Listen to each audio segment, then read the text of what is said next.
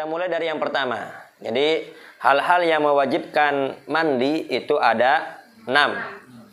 Yang pertama, ilajul hasafati fil farji, memasukkan kemaluan ke dalam kemaluan. Apa maksudnya? Maksudnya usulul hasafati au qadriha min faqidiha ila ma la yajibu ghusluhu minal farji. Ialah memasukkan kemaluan lelaki au qadriha atau kadarnya, enggak semua. Min faqidiha, dari semenjak masuknya, ya. Kalau udah masuk kan enggak kelihatan itu kemaluan. Ila ma la yajibu ghuslu minal farji, ke dalam hal-hal yang tidak wajib dibasuh dari kemaluan wanita. Jadi kemaluan wanita ketika buang air kecil itu yang wajib dibasuh hanya bagian depannya saja. Ya, bagian dalam tidak wajib dibasuh. Ya, mohon maaf.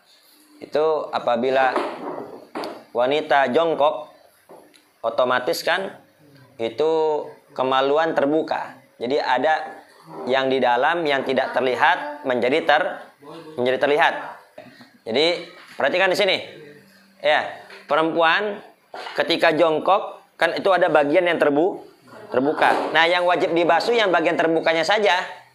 Kalau berdiri dia rapat, jongkok pasti terbuka. Yang wajib dibasuh yang bagian terbukanya saja, yang terlihat saja.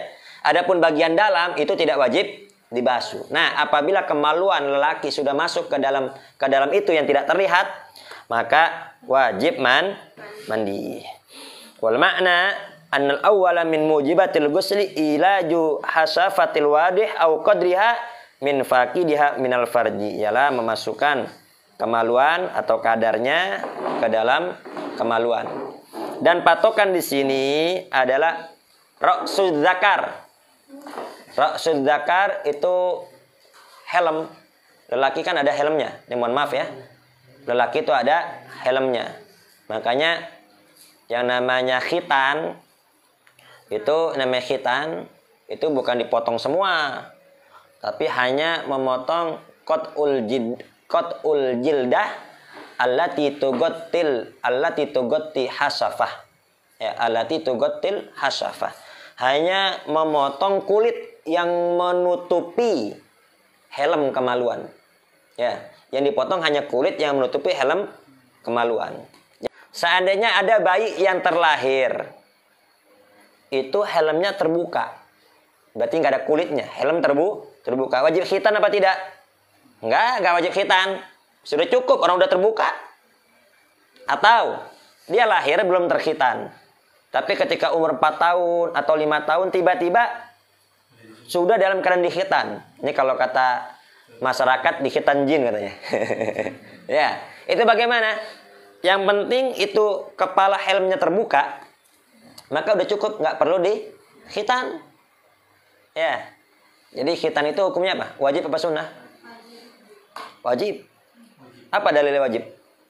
Dalam kitab Muhadzab ini kita diajak berpikir. Nutup aurat wajib apa tidak? Nutup aurat hukumnya wajib. Terlebih lagi sawatain, kemaluan depan dan kemaluan belakang. Itu sampai disebut itu namanya kemaluan besar. Itu aurat besar. Aurat besar itu lebih wajib untuk ditutupi. Tapi ketika khitan wajib dibuka gak? Padahal itu wajib ditutup. Tapi ketika khitan wajib dibuka. Sesuatu yang wajib ditutup tapi ternyata wajib dibuka, boleh dibuka, wajib dibuka ketika khitan, berarti itu menunjukkan khitannya itu wajib. Kalau nggak wajib nggak mungkin dong. Perkara yang haram boleh dilihat. Betul apa tidak? Nah, jadi khitan itu wajib. Karena apabila itu masih tertutup dengan kulit, maka setiap buang air seni itu masih ada, masih tersisa. Nah, makanya khitan itu dari usia 7 tahun dah. Ya, dari semenjak lahir sebetulnya, ya. Usia 7 hari dari kelahiran. Tapi hari lahir nggak usah dihitung. Berarti 8 hari ya. Itu kalau memungkinkan bisa dikhitan. Kalau memungkinkan, kalau nggak memungkinkan jangan dipaksa. Kadang-kadang bayi ada yang kecil, nggak memungkinkan dikhitan. Jangan dipaksa. Tambah mundur, tambah bagus karena itu lebih meringankan sakitnya.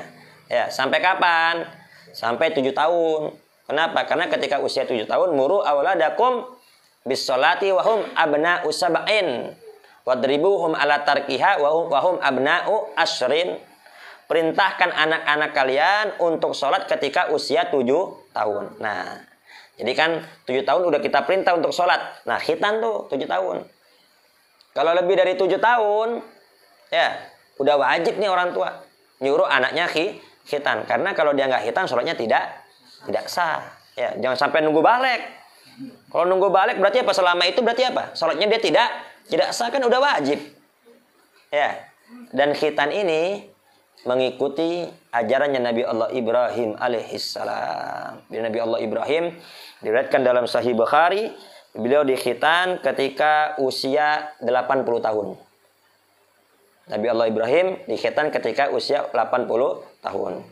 Dan dalam riwayat Bazzar, Nabi Allah Ibrahim itu dikhitan ketika usia 120 tahun. Yang benar yang mana? Yang benar yang mana? Ini sama-sama hadis. Yang satu riwayat Bukhari, yang satu riwayat Bazzar. Dua-duanya betul. Dua-duanya betul. Yang mengatakan 80 tahun itu dihitung dari semenjak kenabian. Yang dihitung 120 tahun itu berarti pada dari semenjak lahir. Ya. Beliau dikhitan ketika usia 80 tahun bil qadum.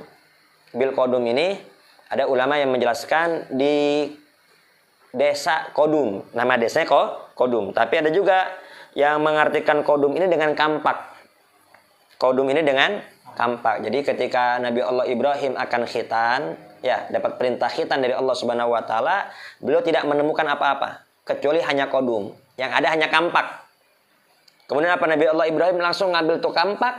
Kata temannya, "Ya Ibrahim, tunggu dulu sebentar. Ya, cari alat yang lain." Cari alat yang lain. Apa kata Nabi Allah Ibrahim?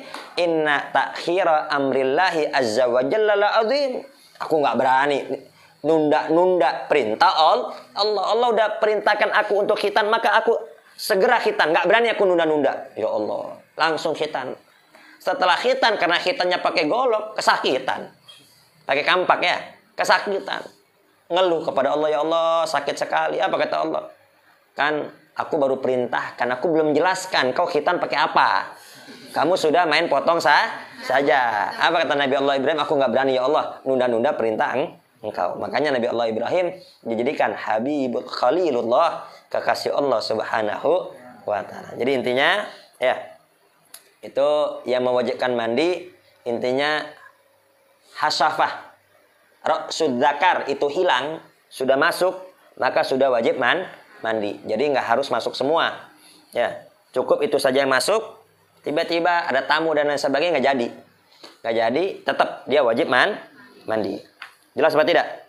Jelas. Jadi intinya yang pertama yang mewajibkan mandi besar adalah bersetubuh, memasukkan kemaluan ke dalam kemaluan. Apabila belum masuk, baru nempel saja, maka itu tidak mewajibkan mandi. Baik ini halal maupun haram. Naudzubillah. Hati-hati ya kalian ya. Nih wanita-wanita nih. Awas jangan pacaran. Ya, awas jangan pacaran. Karena kalau udah pacaran, udah otomatis hancur sekarang. Ya, otomatis hancur. Oh, saya mana pengajian. Saya bertakwa, saya berilmu. Saya mah pacarannya syar'i. Syar'i dari mana? Paham nggak? Ya, mau jilbabnya rapat kayak mau pakai cadar sekalipun. Ya, kalau udah berduaan laki dan perempuan, laki punya nafsu sama perempuan, perempuan punya nafsu sama laki, nggak ada orang, udah terjadi itu. Kalau sudah tidak ada orang pasti terjadi. Iya, nggak mau. Kenapa? Ada orang, malu.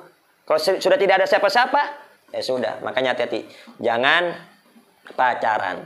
Ya, jangan pacaran. Kalau ada yang mau, suruh langsung pinta kepada orang tua. Ya, baik. Jadi yang pertama yang mewajibkan mandi adalah bersetubuh. Baik itu bersetubuh halal maupun haram. Naudzubillah. Semoga Allah jaga kita semua dari perzinaan. Amin. Allahumma amin. Yang kedua, khurujul mani. Keluarnya mani.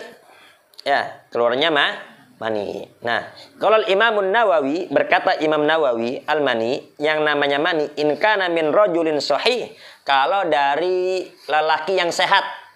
Nih perhatikan ini. Sampai nggak paham. Kalau nggak paham nanti bilang ya. Kita ulangi lagi. Ini kalau dari lelaki yang sehat, fahuwa ma'u abyadu. Tulis. Nih, tulis. Ini kalian juga nggak apa-apa tulis, perempuan. Kan bakal punya suami atau punya adik atau punya anak nanti. Ya. Mani itu kalau dari lelaki yang sehat, ma'un abyadu. Airnya berwarna putih. Jadi mani itu cairan yang berwarna putih. Sakhinun, tebel.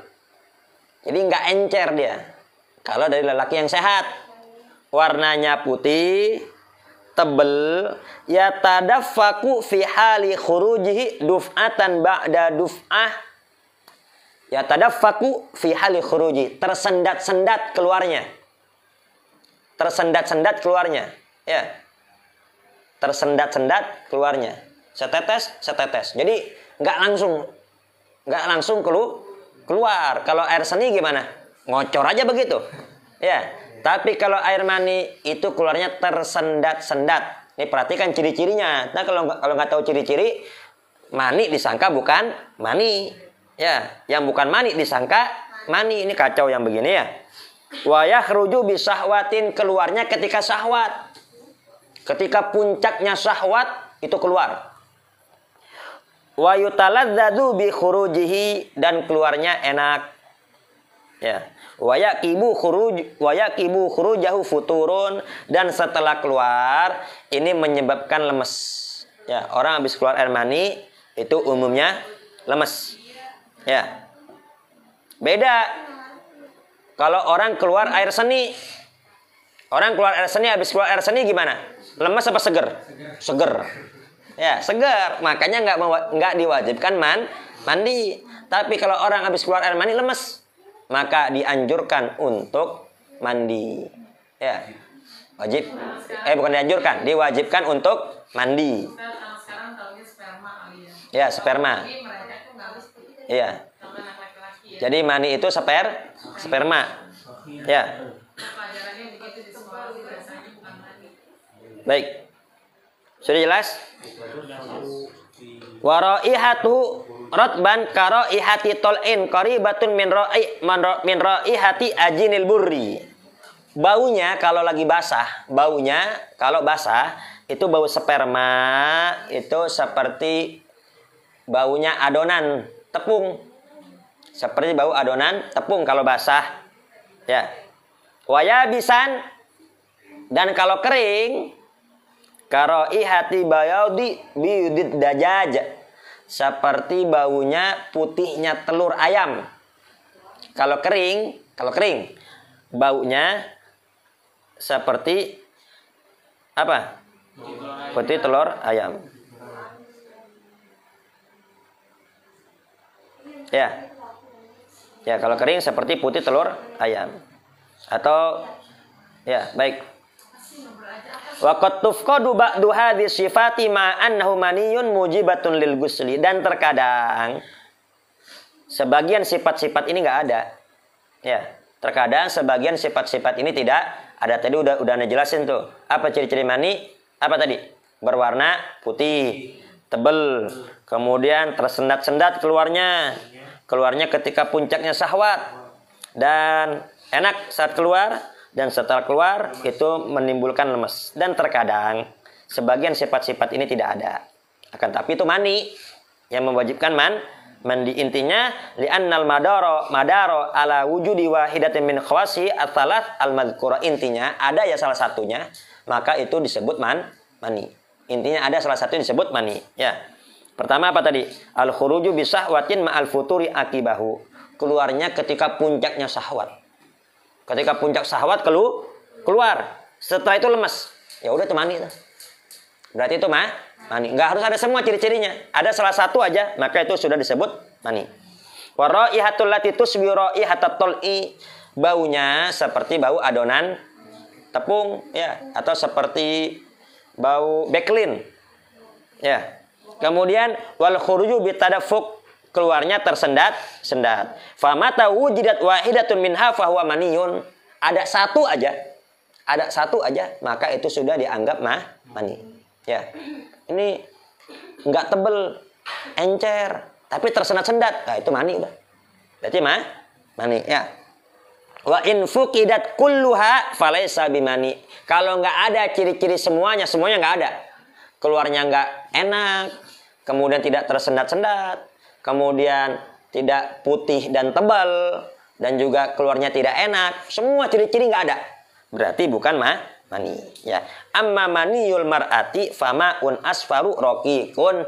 Adapun maninya wanita itu encer dan juga kuning. Kalau laki-laki putih tebal. Kalau wanita encer berwarna kuning. Ya. Wa hukmul mani. Hukumnya mani at-taharatu ala ayyi sifatin kana. Yang namanya mani itu hukumnya suci. Ya. Bagaimanapun bentuknya, yang namanya mani hukumnya suci. Meskipun yang keluar darah. Ya Allah, semoga semua sehat. Amin. Ada juga mani sampai keluar darah. Ya Allah, mungkin dia sering berzina, ya. Gonta-ganti pasangan sampai mani yang keluar bukan lagi cairan putih tebal tapi yang keluar darah. Ya Allah, nas'alul afiyah. Ya, tetap dia wajib mandi. Amal ma'ul abyadur raqiq allazid al-kharij inda syahwah. Nah, jadi ada juga mani yang encer, ada juga tapi itu nggak sehat. Tapi pokoknya ada ciri-ciri salah satu aja itu sudah dianggap mani. Adapun ada juga cairan putih tapi tipis. Cairan putih encer, nggak tebal kayak mani. Ada juga allaziju lengket. Ini cairan tidak tebal, tipis, lengket. Al-khariju inda syahwah. Keluarnya ketika syahwat. Ketika ada syahwat timbul, itu keluar. Itu cairan. Tapi bukan puncaknya syahwat. Kalau mani kan puncaknya syahwat. Kalau ini ketika syahwat saja, ada cairan ya putih. Cairannya putih, tipis, lengket. Keluarnya ketika syahwat. Wala dafkin. Ya. Dan tidak tersendat-sendat. Bahkan juga bisa keluar tanpa syahwat ini. Ya. Putih, encer, lengket, keluarnya bisa dengan syahwat atau tidak syahwat, dan keluarnya tidak tersendat-sendat, dan juga habis keluar tidak menyebabkan lemas. Itu namanya madhi. Namanya madhi. Madyun. Mim, zal, ya. Tulis. Mim, zal, ya. Madhi. Ya. Jadi kalau madhi itu putih, encer, lengket, keluar ketika syahwat, tapi bukan puncak syahwat. Keluarnya tidak tersendat-sendat, dan juga habis keluar juga tidak menyebabkan lemas. Itu namanya madhi. Ya, sebagaimana Sayyidina Ali bin Abi Thalib radhiyallahu anhu, beliau berpesan kepada Miqdad, ya Miqdad, tolong non tanyakan kepada Nabi besar Muhammad, kuntu rajulan madda'an. Ya. Kuntu rajulan madda'an. Aku nih lelaki yang sering keluar madhi. Coba tanyakan kepada Nabi besar Muhammad, hukumnya apa? Madhi itu suci atau najis? Karena aku sungkan. Aku sungkan untuk bertanya kepada Nabi besar Muhammad. Jadi memang ada adab-adab, ada tata krama, ada sopan santun antara mantu dengan mertua. Jadi nggak semua kata-kata yang layak kita sampaikan kepada teman, kepada saudara, tapi layak kita sampaikan kepada mertua. Ini ada tata krama. Segan Sayyidina Ali, tolong tanyakan, memerintahkan kepada Miqdad untuk ditanyakan kepada Nabi besar Muhammad Shallallahu Alaihi Wasallam. Dijelaskan oleh Nabi besar Muhammad yang namanya madhi itu membatalkan wudu dan juga hukumnya najis. Ya, jadi kalau keluar madhi itu najis. Jadi celana dalam yang terkena madhi itu harus dicuci. Ya. Tidak sah apabila dipakai untuk sholat. Wa ammal ma'ul abyadu tsakhinu, adapun ada juga cairan yang putih dan agak keruh. Ini cairan putih agak keruh. Kalau tadi encer, ini agak keruh, agak tebal dan keruh. Agak tebal dan keruh. Alladzi la raihata lahu, tidak ada baunya. Al-khariju akibal baul, keluar setelah buang air kecil. Habis buang air kecil, keluar kamar mandi, jalan, kayak ada yang keluar lagi.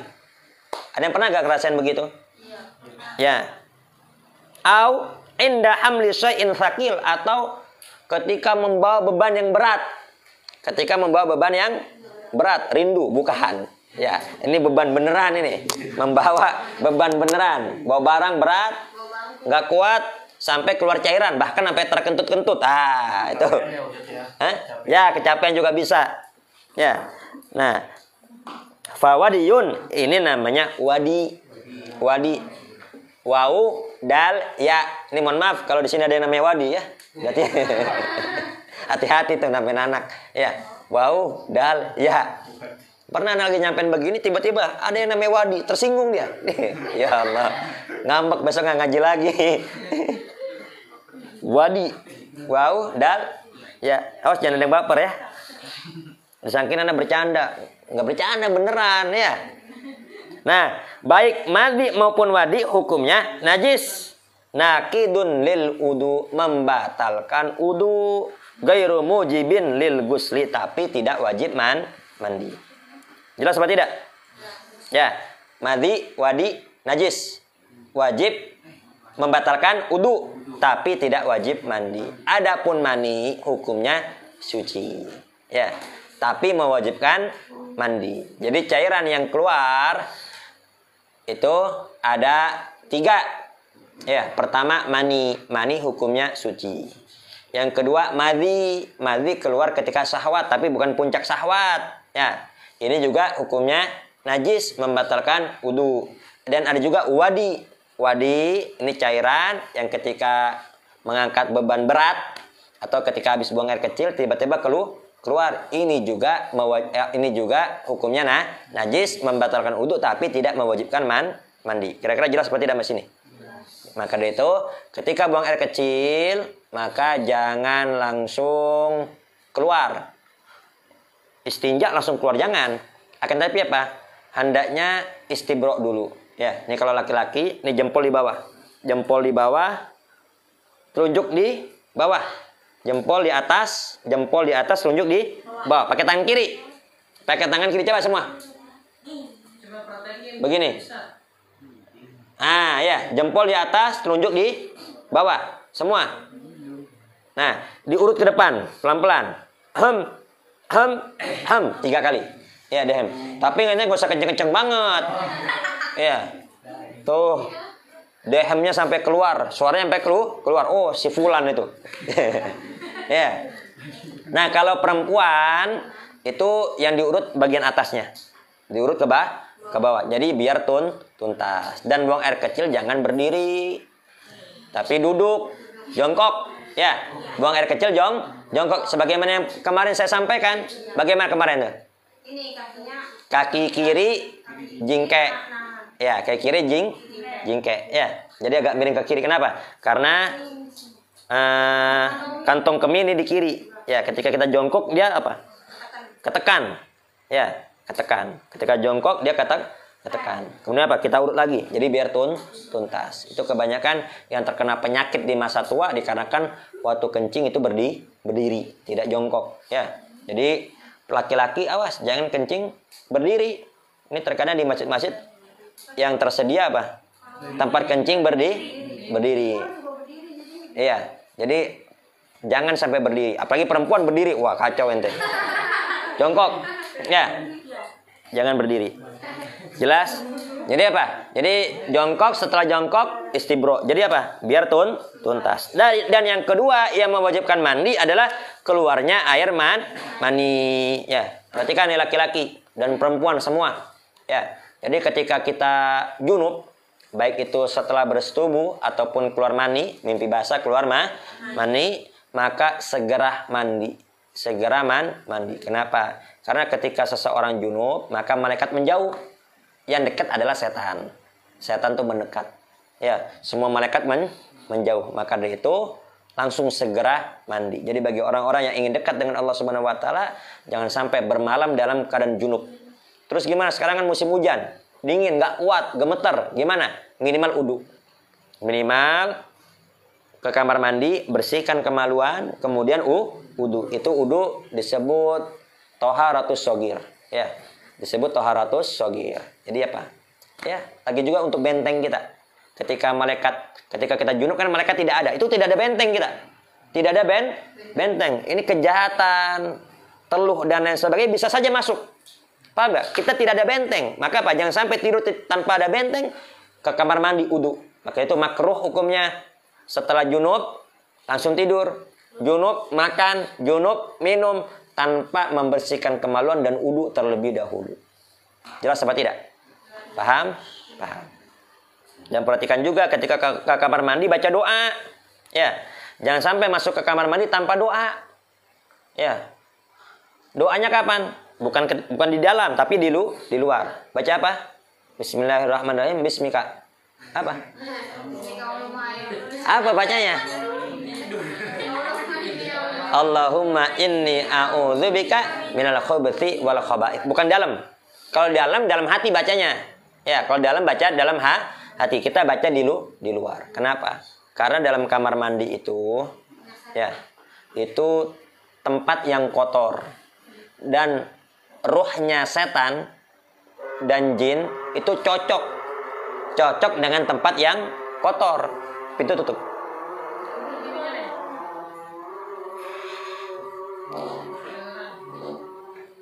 Ya, jadi roh mereka yang kotor, ya, itu cocok dengan kamar mandi. Makanya hati-hati kalian. Jangan sampai masuk kamar mandi ketika kalian tidak baca doa. Dan ketika kalian di dalam kamar mandi, jangan buka baju terlebih dahulu sebelum kalian membaca doa. Bismillahilladzi la ilaha illa huwa. Dalam hati bacanya, jangan teriak-teriakan. Bismillahilladzi la ilaha illa huwa. Ya. Pas ditegur ente nggak belajar sih, tidur, makanya belajar. Ente juga awas jangan ada tidur di sini. Ini ada tidur terus salah paham, baca yang kencang lagi. Baca dalam hati. Bismillahilladzi la ilaha illa huwa, agar makhluk halus tidak bisa melihat kemaluan kita. Paham nggak? Agar makhluk halus tidak bisa melihat kemaluan kita. Ketika kita membaca Bismillahilladzi la ilaha illa huwa dengan menyebut nama Allah yang tidak Tuhan kecuali Dia, itu tertutup kita dari pandangan jin. Ya. Jadi ketika masuk baca doa. Nabi bayangin. Nabi itu selalu didampingi oleh malaikat, baik. Ya, nggak pernah dilepas oleh malaikat. Setan boro-boro mau deketin Nabi nggak berani. Jangankan Nabi besar Muhammad, Sayyidina Umar bin Khattab radhiyallahu anhu saja apa? Sabda Nabi besar Muhammad, "Idza salaka Umaru fajjan, salaka syaitanu fajjan akhar." Kalau Sayyidina Umar lewat di satu gang, tiba-tiba papasan sama setan, ya, itu setan apa? Nyari jalan lain. Setan nyari jalan lain, nggak mau papasan sama Sayyidina Umar. Jadi dia daripada dia ngegangguin Sayyidina Umar, dia lebih baik milih selamat. Bayangin. Ya. Jadi setan itu takut dengan dhilli Umar. Apa dhilli itu? Bayangan Sayyidina Umar. Lihat bayangannya setan bergemetar takut, ngibrit. Baru bayangannya itu. Belum ngelihat orangnya. Makanya itu foto itu namanya bayangan. Foto itu bukan lukisan. Foto itu bukan gambar yang dilarang. Ini ada saudara kita di kalangan Salafi Wahabi ini bahlu juga kadang. Foto haram itu. Ya, itu haram. Ini bukan lukisan, ini dhil. Ini bayangan yang diabadikan. Paham nggak? Kayak kita ngaca. Pernah ngaca nggak? Ya, ini kaca. Ada nggak gambar kita? Ada kan? Semakin bening tuh kaca, semakin terang gambar kita. Nah, itu gambar diabadikan, udah. Itu bayangan kita diabadikan. Masa haram? Makanya penting ada foto kiai, foto Habib, ya. Adzan ya? Adzan. Ya Allah, ini baru 2 ini. Ini baru 2. Jadi tadi sampai mana tadi? Sampai keluar mandi. Ya. Jangankan Nabi besar Muhammad, Sayyidina Umar aja muridnya itu ditakuti oleh setan, apalagi Nabi besar Muhammad. Tapi Nabi meskipun dikawal oleh malaikat, setan nggak berani mendekat, tetap setiap ingin masuk kamar mandi membaca Allahumma inni a'udzubika minal khubuthi wal khaba'ith. Ya Allah, aku berlindung kepada Engkau dari gangguan setan laki-laki dan setan wanita. Lihat Nabi besar Muhammad yang dijaga tapi tetap nggak pernah lupa berdoa seperti itu. Apalagi kita dikawal malaikat apa enggak? Siapa yang mau ngawal kita? Baca doa. Makanya hati-hati. Jatuh di kamar mandi berbeda dengan jatuh di luar kamar mandi. Kalau ada kabar Fulan bin Fulan jatuh di kamar mandi, parah udah. Umumnya parah. Ya, meskipun cuma jatuh pelan. Kebanyakan parah. Ya, bahkan nggak sedikit yang meninggal. Makanya hati-hati. Ya, kamar mandi itu cocok dengan ruh-ruh jahat. Makanya di kamar mandi jangan lama-lama ente. Kamar mandi konser. Ya, baik. Intinya yang mewajibkan mandi itu ada 6. Yang pertama adalah bersetubuh. Yang kedua keluarnya air mani. Yang ketiga haid, nifas dan seterusnya. Insya Allah kita lanjutkan pada pelajaran yang akan datang. Wallahu a'lam bishawab. Assalamualaikum warahmatullahi wabarakatuh.